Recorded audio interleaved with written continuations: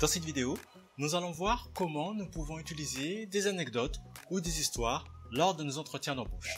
On va tout de suite sur mon ordinateur et je vous montre ça. Nous allons voir 3 points principaux. Premier, c'est la préparation, parce que des anecdotes, ça se prépare. Nous allons voir également comment ça se passe durant l'entretien et ensuite après l'entretien. Donc on voit que pour la préparation, il y a de nombreuses choses à voir. Nous allons voir, je vais le faire un peu plus gros parce qu'on ne voit pas grand chose. Au niveau de la préparation, nous allons voir bien comment choisir les bonnes histoires, comment nous pouvons relier les histoires aux compétences, à nos compétences clés, et comment on peut préparer des réponses aux questions fréquentes. Donc, le premier point, c'est comment choisir les bonnes histoires.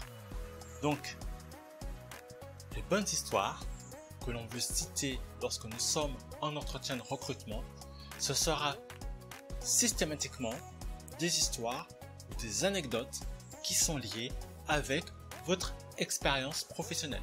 Pourquoi? Parce que le jury ici veut évaluer votre compétence.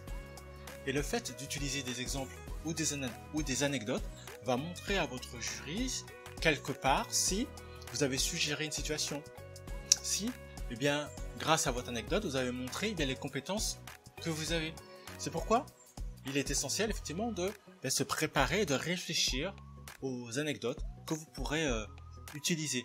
Donc c'est peut-être des expériences qui sont liées au travail, expériences que vous avez connues à l'école, ou des expériences personnelles. Par contre, si ce sont des expériences personnelles, c'est-à-dire qui ne proviennent pas de votre travail, de votre emploi, et que c'est vraiment par exemple à la maison, avec des amis, dans ce cas-là, il faudra vraiment que cette histoire, cette anecdote soit pertinente. Voilà, il ne s'agit pas d'aller raconter votre partie de pêche face à devant votre jury, c'est hors de question. À part, si c'est vraiment intéressant pour le jury, si le jury, ou en tout cas vous pourrez faire ressortir eh bien l'élément essentiel, l'idée essentielle de cette anecdote-là. Mais si je peux vous donner un conseil, je vous dirais qu'il faudrait éviter cet aspect-là. Le deuxième point concernant votre préparation, c'est de relier les histoires à vos compétences. Donc après, je vais vous donner des exemples de différentes compétences, peut-être des compétences en communication, des compétences pour montrer que vous êtes en capacité de pouvoir résoudre des problèmes. Si vous êtes manager, vous pouvez donner l'exemple d'une situation grave, importante que vous avez vécue précédemment et montrer de quelle manière vous avez remédié à cette difficulté en expliquant bien quelles sont les différentes étapes. Ou par exemple, également, si vous avez travaillé en équipe, expliquer comment cela se déroulait. Donc c'est pour ça qu'il faut bien réfléchir aux compétences clés que vous voulez faire ressortir à travers vos anecdotes. Ensuite, dernier point pour votre préparation, c'est un peu d'anticiper les questions qu'on va vous poser, parce que si vous anticipez les questions, vous pouvez anticiper les réponses. Et à travers ces réponses-là, vous pourrez intégrer des histoires qui vont appuyer justement la réponse que vous allez apporter. Donc ça peut être un défi que vous avez relevé, une situation que vous avez rencontrée, une situation qui vous ont permis de prouver, de montrer votre compétence. Donc là je suis parti sur du management, mais ça pourrait être autre chose, hein. Si vous êtes cuisinier, il y a eu un imprévu, le four ne fonctionne pas, il vous manquait du personnel, comment vous y avez remédié si vous avez été chef cuisinier par exemple, vous voyez. Donc ce sont ces histoires là qu'il faut vous remettre en tête et vous imaginer les raconter surtout, parce que vous ne pouvez pas les raconter comme vous les raconteriez à des amis. Il faut que votre discours soit professionnel, concis et clair. Donc voilà les différents éléments que l'on pouvait voir concernant la préparation. Donc maintenant, comment ça va se passer pendant l'entretien? Donc, les points que nous allons voir ensemble, c'est quand utiliser une anecdote et comment raconter l'histoire. Donc à quel moment raconter l'anecdote? Bien, il y a trois exemples, 3 points. Lorsque l'on vous pose une question, donc pour appuyer votre compétence, vous pouvez prendre un exemple. Si vous voulez illustrer un point, c'est-à-dire qu'à travers vos explications, vous pouvez utiliser également une anecdote, et pour montrer votre passion ou votre enthousiasme. Voilà, si vous êtes passionné par un sujet, vous pouvez l'illustrer par un exemple. Donc voilà 3 points, en tout cas les principaux, qui vous permettent qui pourraient vous permettre d'utiliser une anecdote. Donc maintenant, comment raconter l'histoire? Donc, on en a parlé précédemment, il faut que vous soyez précis et concis.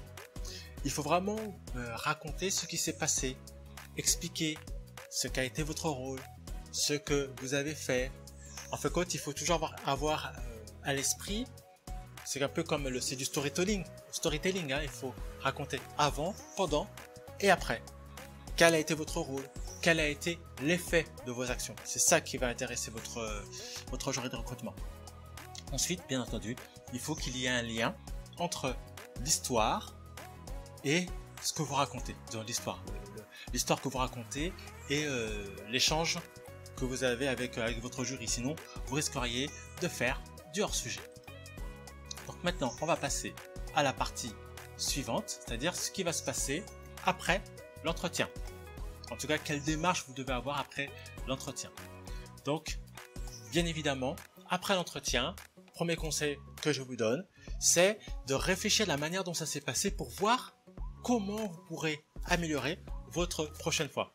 C'est vraiment une idée capitale. L'idée ici, c'est de progresser.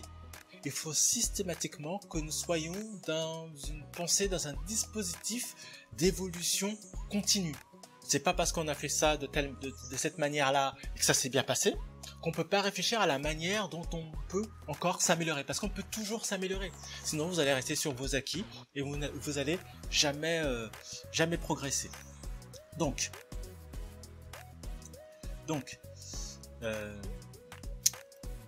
on peut réfléchir sur est-ce qu'il y a des parties qui ont semblé confuses, sur lesquelles on peut peut-être mieux synthétiser, trouver d'autres mots employés, ce genre de choses. Donc, est-ce qu'il y a également des moments où on aurait pu être un peu plus concis? Donc, c'est toute cette réflexion qu'il faudra porter pour progresser. Ensuite, dernier point, nous allons voir comment évaluer les histoires et comment elles ont été reçues. Donc, on peut se demander après l'entretien comment l'interview a-t-il perçu notre anecdote. Donc ça, on peut le voir avec son body language, c'est-à-dire son langage verbal. Comment a-t-il réagi? Est-ce qu'il a interagi avec nous par rapport à ce qu'on racontait? Est-ce qu'il a été intéressé? Est-ce qu'il était souriant? Est-ce qu'il fronçait les sourcils?